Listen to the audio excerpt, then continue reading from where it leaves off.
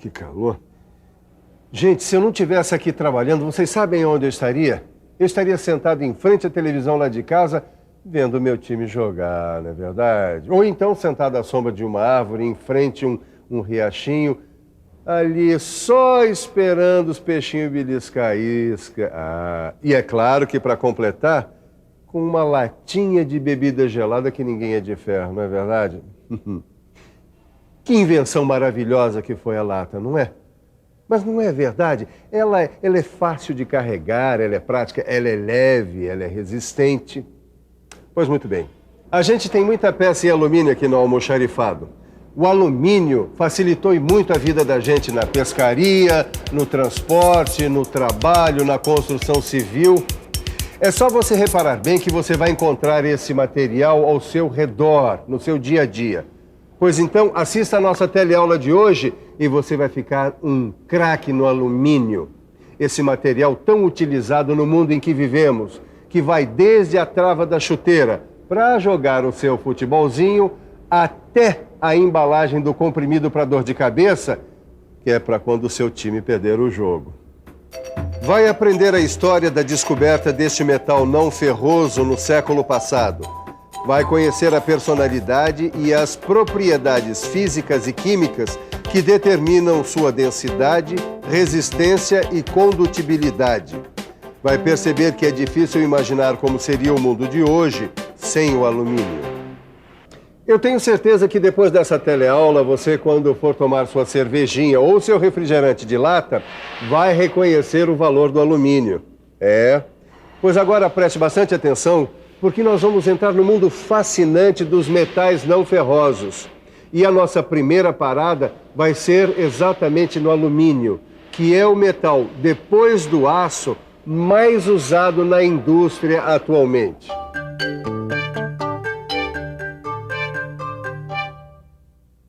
Quem diria, hein, Neuza? Que uma simples latinha de alumínio tem tanta história e tecnologia, hein? É verdade. A gente nem repara, né? Mas o que tem de objeto feito de alumínio à nossa volta e meia a gente usa. Faz parte do nosso dia a dia. Panela. Panela, um chaveiro, um cinzeiro, embalagem de comprimidos, tubo de creme dental. E não é só coisa pequena, não. O alumínio também está presente nas fachadas dos edifícios, na superestrutura dos navios, na fuselagem dos aviões. Olha, se deixar você passa a teleaula todinha falando da presença do alumínio na vida moderna, hein? Desculpa, eu me empolguei com o tema. Se empolgou tanto que esqueceu de falar de coisas importantes, hein? O que foi que eu esqueci, meu chocolate meio amargo? Do transporte coletivo e individual, urbano, intermunicipal, interestadual, ônibus, trem, metrô, caminhões. Não podemos esquecer do transporte de carga. A gente usa e abusa dessas conquistas e não para nem um pouco para pensar no trabalho que deu, no material e nas técnicas desenvolvidas para produzir. Depois eu é que sou empolgada. Tira um pouco o pé do acelerador e me explica. Por que é que todos esses veículos automotores são fabricados com alumínio? É que o alumínio é leve e possibilita grande economia de combustível. A resposta está certa, mas incompleta. A leveza é apenas uma das características do alumínio. É mesmo. A gente acabou de aprender isso. Primeira característica, o alumínio é leve.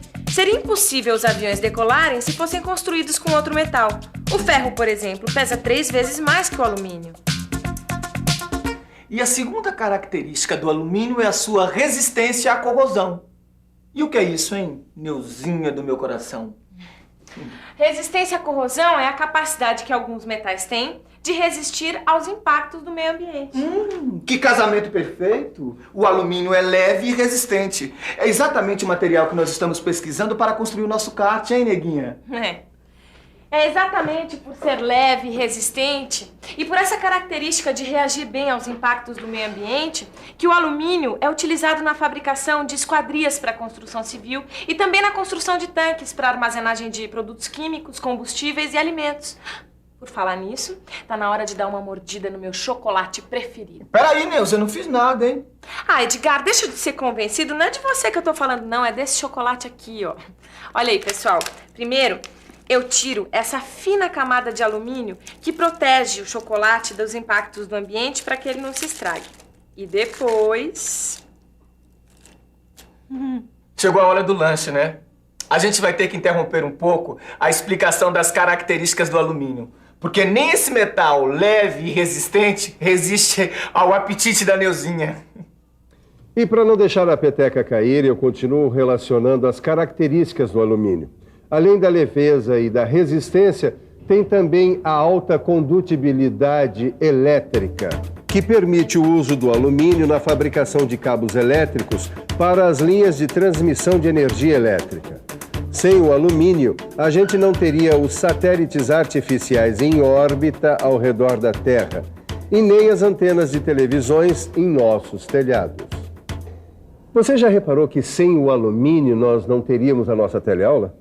Não, é verdade, porque sem o alumínio não existiriam os satélites para a transmissão. E sem o alumínio não haveria tampouco as antenas para a captação dos sinais.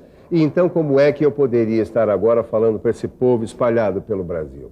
Eu fico imaginando como o meu almoxarifado ficaria desabastecido se o alumínio não tivesse sido desenvolvido.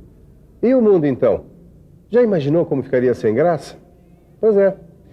Pois então faça esse exercício no seu caderno. Relacione outras características, outras aplicações para o alumínio. E você vai ver como vai descobrir um amigo para todas as horas.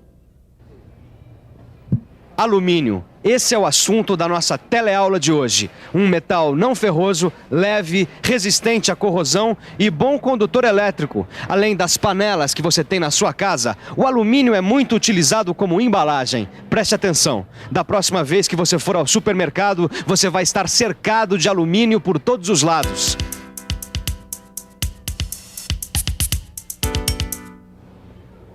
Custa acreditar que até há bem pouco tempo a tecnologia de produção desse metal era desconhecida.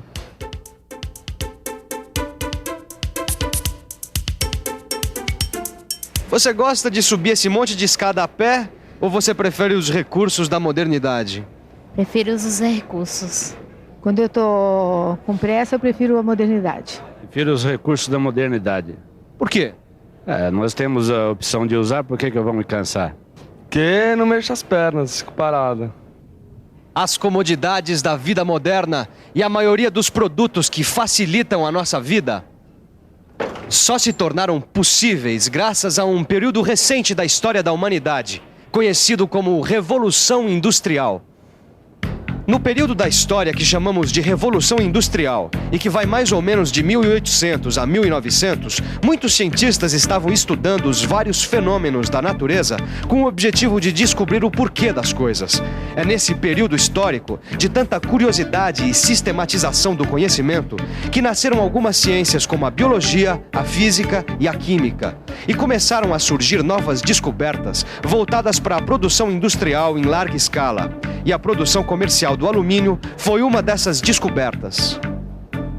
Quem descobriu e como descobriu, você vai ver no próximo bloco, depois dos comerciais. E pode reparar que, como tudo nessa teleaula, os comerciais são de produtos que levam alumínio, por dentro ou por fora.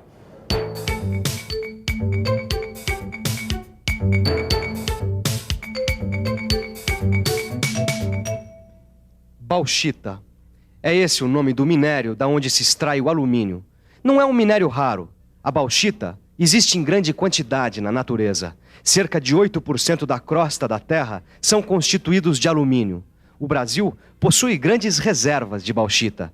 Recentemente, foi encontrada uma nova reserva no Rio Trombetas, no Pará, com 500 milhões de toneladas. A questão, então, não era a falta de matéria-prima, mas desenvolver uma tecnologia que fosse capaz de separar o alumínio da bauxita. Cientistas de vários países estavam pesquisando. Quem deu o primeiro passo foi um inglês, Sir Humphrey Davy, que entre 1808 e 1812 tentou isolar o metal pela primeira vez.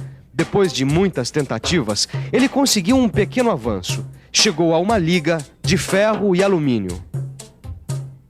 Quer dizer, então, que é desse minério, a bauxita, que se extrai o alumínio. É sim, Neuza. Os historiadores contam que Sir Humphrey tentou várias vezes extrair o alumínio da bauxita, mas não foi além da liga de ferro e alumínio. É que ele não fazia ideia da pequena descoberta que ele havia feito. Ele pensava que havia descoberto o óxido de um metal, Ao metal desse óxido, ele deu o nome de alumínio. Bom, pelo menos ele teve a honra de batizar, né?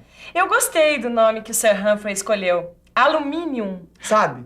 Eu gosto muito de pesquisar a história das descobertas. Eu me sinto, assim, um aprendiz de cientista. Eu acho que a gente devia escrever na lataria de alumínio do nosso kart o nome de todos os pesquisadores. Legal.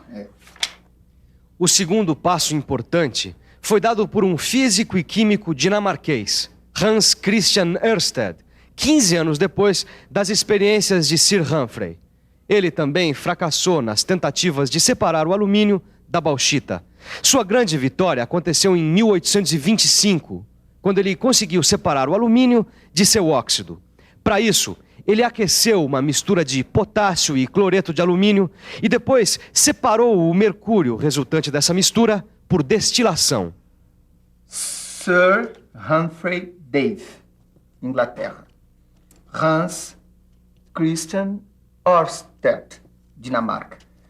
Os 2 primeiros nomes que nós vamos colocar na carroceria do nosso kart. Olha, tá aqui. O dinamarquês Hans Christian conseguiu chegar a um composto de alumínio impuro, mas já garantiu seu lugar na galeria dos pesquisadores que entraram para a história. Quem será que deu o próximo passo, hein? Bom, eu já percebi que os cientistas não desistem facilmente. 30 anos depois, 1854, um cientista francês, Henri Saint-Clair Deville, aperfeiçoando o processo de mistura e destilação, conseguiu pela primeira vez obter uma pequena quantidade de alumínio com nível de pureza de 97%. Mas foi somente em 1886 que 2 cientistas, o francês Paul Héroult e o americano Charles Martin Howe, trabalhando isoladamente, cada um no seu país, descobriram quase que ao mesmo tempo o processo de decomposição pela eletrólise. Vamos trocar em miúdos o que é eletrólise, para você ficar por dentro. Eletrólise é a decomposição de um composto químico por meio da passagem de uma corrente elétrica por uma solução. O processo de decomposição eletrolítica só foi possível com a invenção do dínamo elétrico, um aparelho como esse aqui. Esse processo, desenvolvido por Paul Héroult e Charles Martin Howe, é usado, basicamente até hoje, para extrair alumínio da bauxita. Eu nunca pensei que os cientistas tinham precisado pesquisar durante quase um século para conseguir extrair o alumínio da bauxita. Olha, Edgar, eu acho bom a gente chegar logo na versão final do nosso kart, senão só os nossos bisnetos vão poder dar uma voltinha nele. Neuzinha, você ainda não percebeu que um pesquisador não pode ser ansioso? Nem você, que vai ter que esperar até a nossa próxima teleaula para conhecer o que tornou economicamente viável o processo de utilização do alumínio na indústria. Agora é hora da revisão. E atenção, se liga aí, que é hora da revisão. Você aprendeu na teleaula de hoje a importância do alumínio no nosso dia a dia.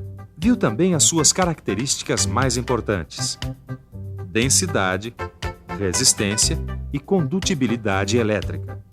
E como essas características são utilizadas na habitação, transporte, comunicação, abastecimento.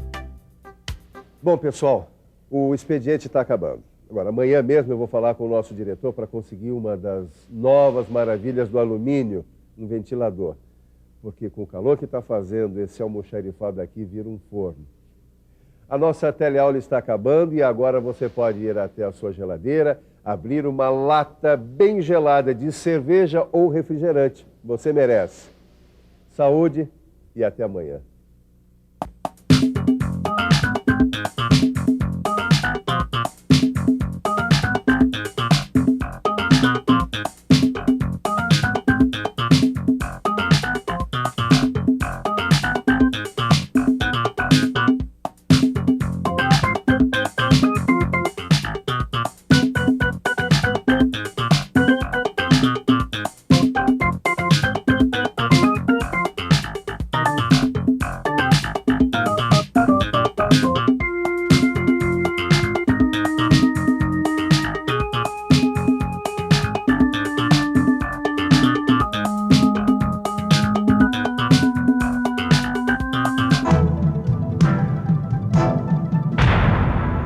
Telecurso 2000, um programa de educação do Sistema Fiesp e da Fundação Roberto Marinho.